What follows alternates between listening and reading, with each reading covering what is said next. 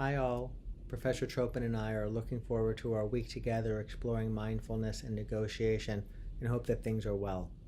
I thought I would take a handful of minutes in this short video to offer you a little bit of a deeper look at the first mindfulness practice and maybe the one mindfulness practice that we learn this week in our class and that you'll be practicing outside of class, and that for our first class you will have maybe had a little taste of this practice in a 3-minute or so practice with a little bit of guidance.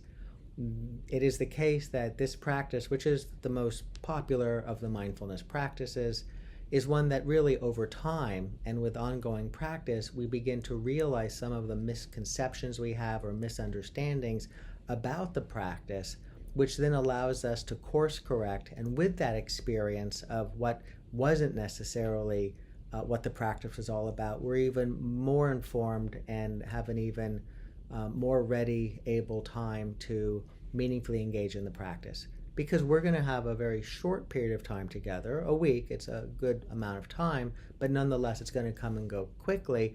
I thought that it would be helpful to provide you with some of the points that can lead to useful course correction sooner than later.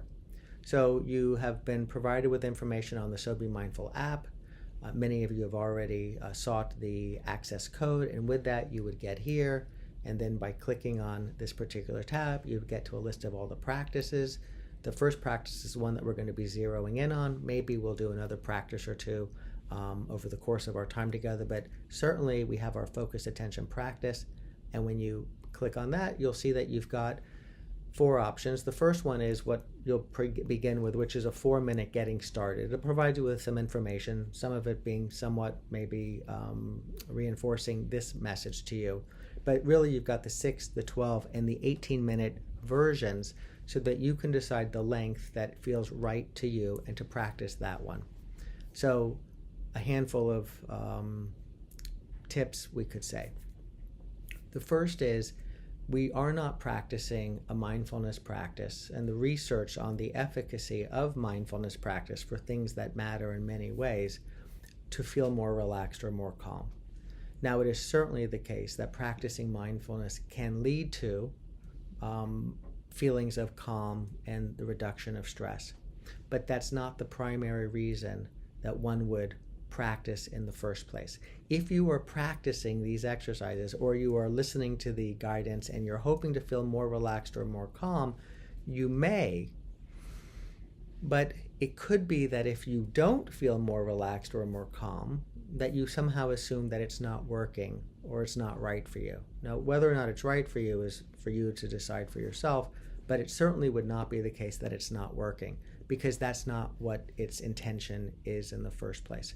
So, piece of information number 1, if you're practicing and you're aware that you're feeling a little restless or fidgety, if you're aware that your mind is wandering and you're thinking about a lot of things, the key here is that you're aware, and this is a practice in helping us to cultivate greater present moment awareness. So while it might not be as pleasant an experience as we might like, in the service of our longer term objective of cultivating greater mindful awareness and the benefits that will flow from that in negotiations and conversations, in the practice of law more broadly, and in living life more broadly, it is arguably serving that interest.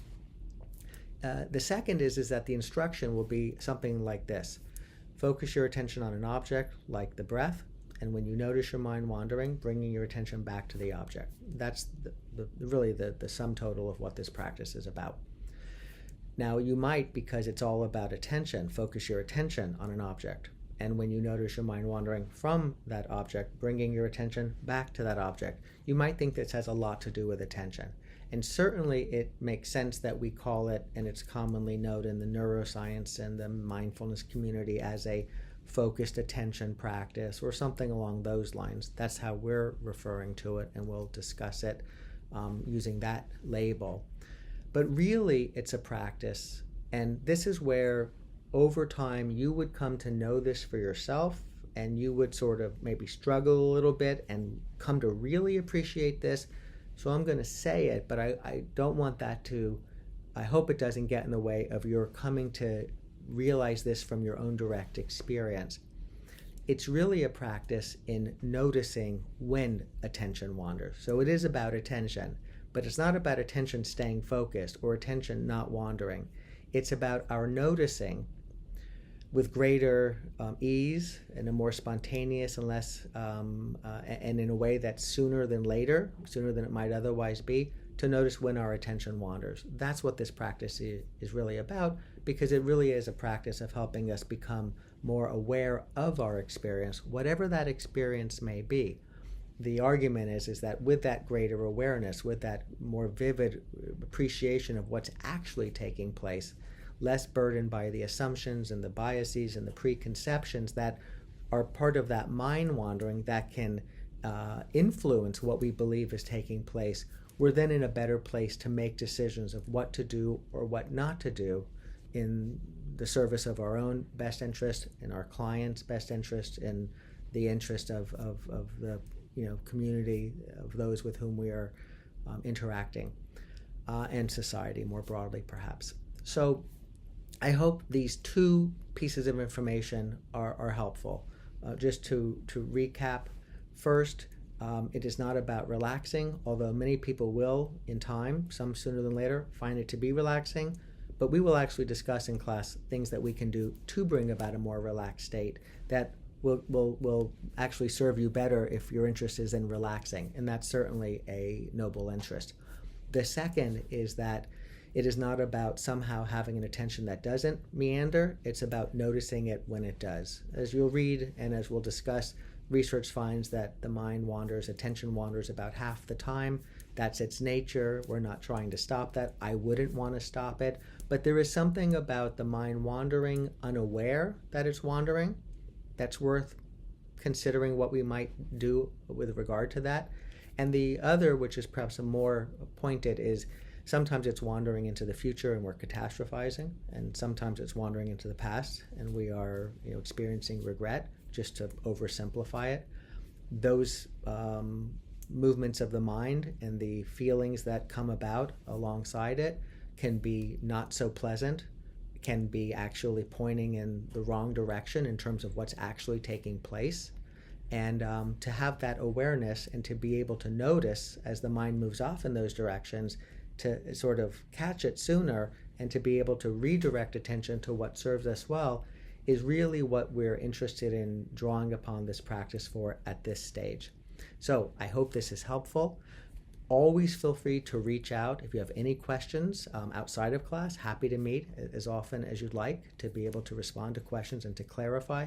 And also, very importantly, if ever you're doing a mindfulness practice and it is not serving you well, you're feeling very uncomfortable, and you have the sense this isn't good for me, or this isn't serving me well now, by all means, just drop the instruction, think about something else, do something else. This is a practice that's meant to be a gentle practice, but a powerful practice. All right. Looking forward to our week together. Wishing you well.